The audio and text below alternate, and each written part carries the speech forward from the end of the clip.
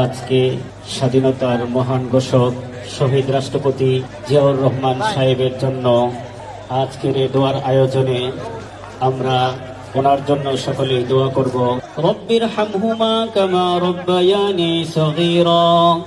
আজকে আমরা এখানে একত্রিত হয়েছি শহীদ রাষ্ট্রপতি জিয়া রহমানের ৪৫তম শাহাদাত বার্ষিকী উপলক্ষে। এই শাহাদাত বার্ষিকী উপলক্ষে বিগত ৪৫ বছর ধরে আমরা সবসময় চেষ্টা করেছি আমাদের দলীয় অবস্থান থেকে, আমাদের নেতাকর্মীরা অনেকেই তাদের ব্যক্তি উদ্যোগে চেষ্টা করেছে এই দিনটিতে এলাকার দুস্থ অসহায় মানুষের পাশে দাঁড়ানোর জন্য। আমরা এই মুহূর্তে এমন একটি এলাকায় এই অনুষ্ঠানটি উদযাপন করছি যেখানে বহু মানুষ সচ্ছল অর্থনৈতিকভাবে স্বাবলম্বী মানুষ আছেন। এই সকল মানুষের কাছে আমি বিনীত অনুরোধ করব যে আমরা প্রত্যেকটি মানুষ যারা সচ্ছল, যারা অর্থনৈতিকভাবে স্বাবলম্বী, আমরা যদি আমাদের আশেপাশে এরকম অসহায় অসচ্ছল মানুষ যারা আছেন তাদেরকে যদি আমরা অর্থনৈতিকভাবে স্বাবলম্বী হতে সাহায্য করি, তাহলে নিশ্চয়ই আমরা বাংলাদেশের অবস্থার পরিবর্তন একদিন করতে সক্ষম হব।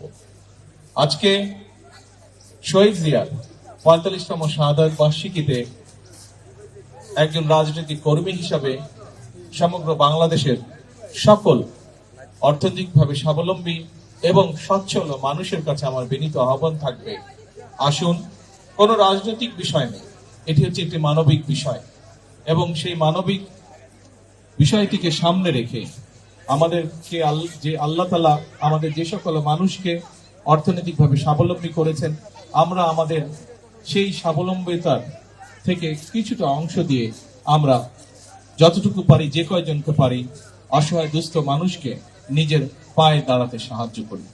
শহীদ জিয়ার ৪৫তম শাহাদাত বার্ষিকীতে এটাই হোক আমাদের সেই প্রত্যাশা, এটাই হোক আমাদের সেই চাওয়া।